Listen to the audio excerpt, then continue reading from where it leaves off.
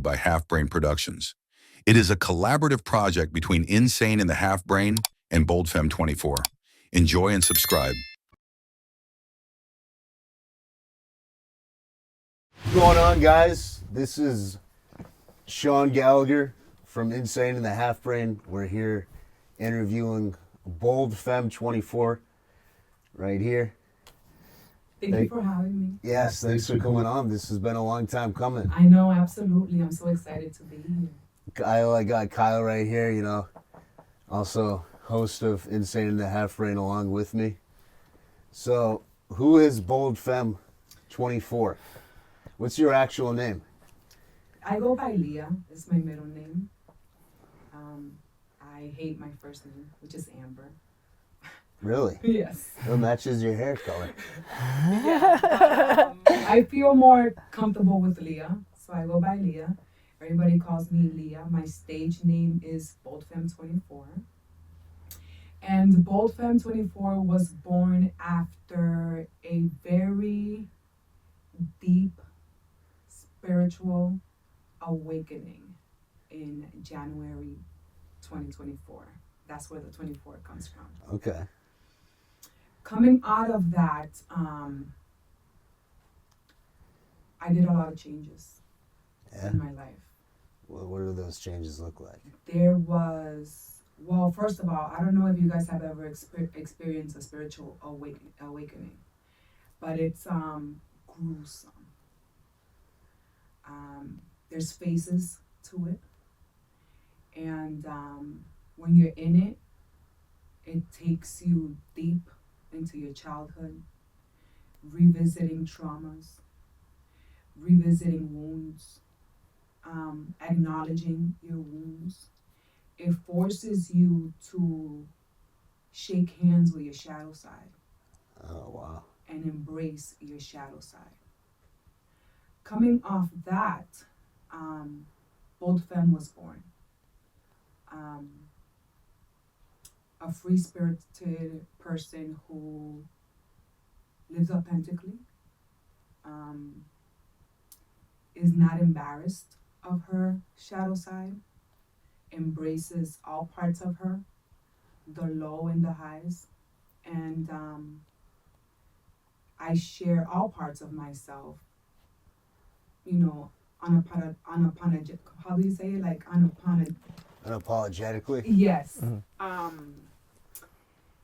And the things that usually embarrass people do not embarrass me. So there's no shame or guilt in any parts of me. And I push that forward, and I invite others to live their lives authentically. Mm-hmm. And that's how she was born. Embracing all those parts helped me connect with people, helped me impact others, and a lot of people resonated with how I was moving forward and doing life. Okay.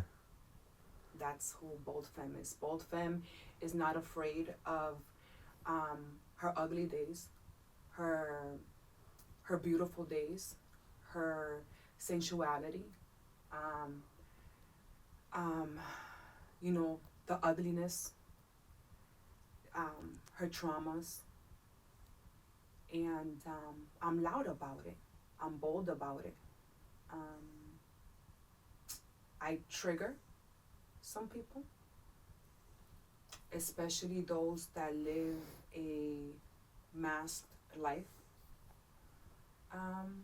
And there's some friction from time to time, but I kind of help others by providing a mirror of how we should be living life. Okay. I understand that a lot. I knew a friend of mine, she was very indigenous, and she brought me to the indigenous lifestyle, and we parted ways, and I started practicing it a lot more, and I started getting involved with it a lot more, And I had a spiritual awakening when I have a fire pit outside, so I was looking up how you can get in tune with your spiritual side more, and how to awaken like the darker half that you don't really, like you said, you don't really want to meet, but you really have to grow. Exactly. And it just happened one night with me doing my journey of becoming sober, because I was like, I really need to push past my limits and embrace who I am as a person to become and keep going in this journey. And it just awoken my, like I said, I reflected on a lot on what happened to me when I was younger. It's gruesome. It's extremely gruesome, because your brain doesn't want you to experience that trauma, which is why it locks it away. Right. And when you unlock it, you just get hit with so much emotion and so much just stuff that you thought you couldn't really realize on it. And it's a level of grief. It's a level of grief. It's like, it's an awakening, but at the same time is having to introspect so deeply that you have to recognize some of the things that we don't want to. Mm-hmm. And, like, it took me so back. I went through being the black sheep of my family. That's why I'm so dope. We become the goat. Yeah. Going back into my childhood, being the black sheep of the family, not being accepted for who I was, because I'm always the happy, hyper, loud, obnoxious personality in the family. And culturally, my surrounding was not welcoming to that. It was like, shh, you can't be that loud. You need to be more ladylike, or you're a girl, or bring it down a few notches. And I'm like, you know what I'm saying? So throughout my life, I suppressed the real beauty of who I was to not make others feel discomfort, because my personality is so loud. I'm so happy. I'm so boom, that people are taken back, and it makes them feel uncomfortable. So I was always being told, like, bring it down, or you're too much, and you know what I'm saying? So I grew up, my childhood was very suppressing a lot of that. And it also made me go into, like, my wounds. Like, what are my wounds? An abandonment wound was huge, that I had to be like, damn, yo, for real. You know what I'm saying? That's definitely a problem in me that I have to fix. I need to find my way out.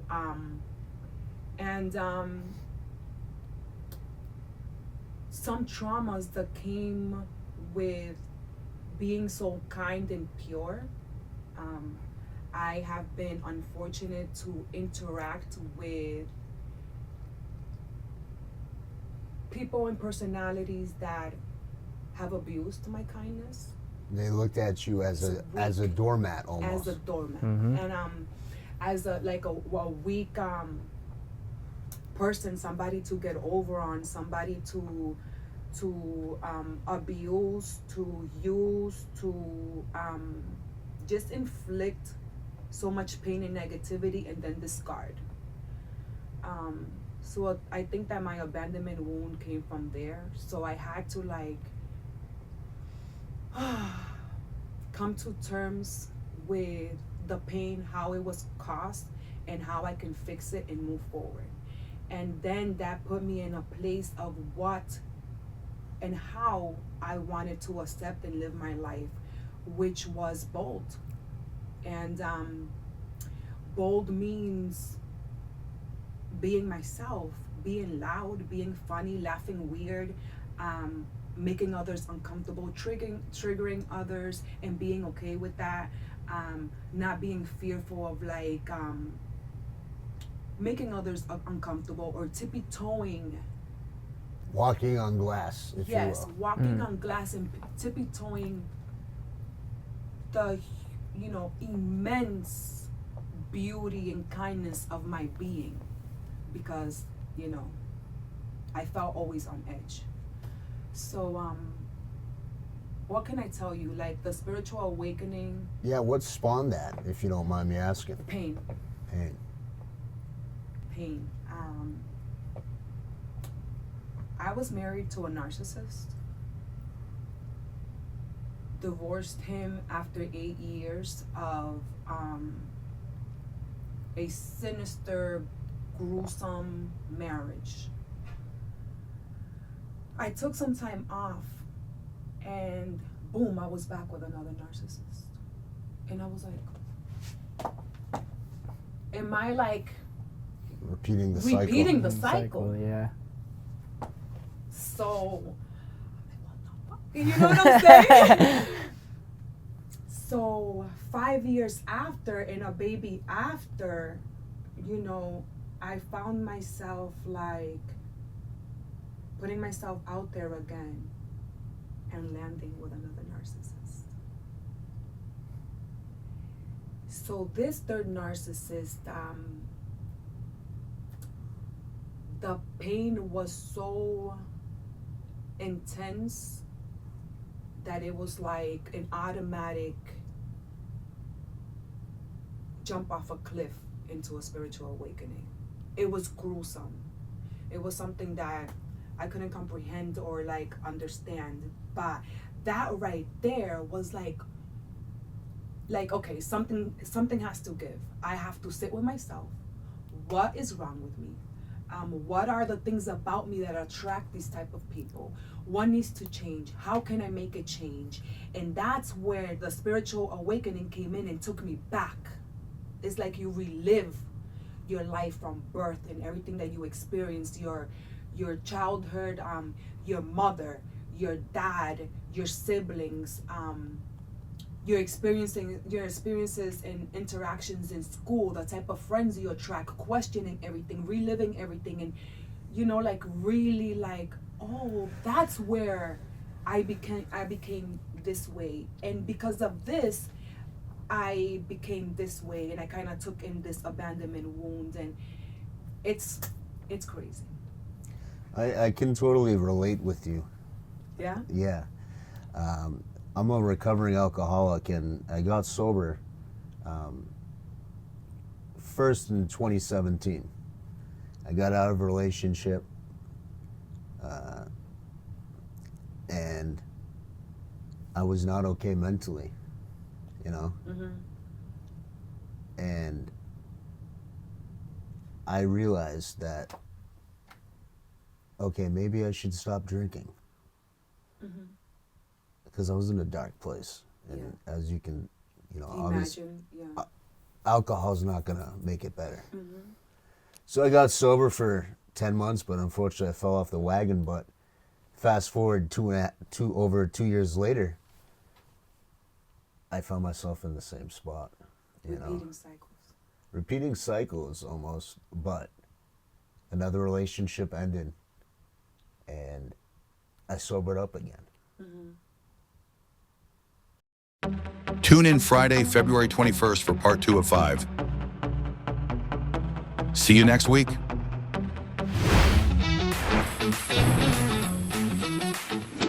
Happy Valentine's Day, you lovesick romantic fucks.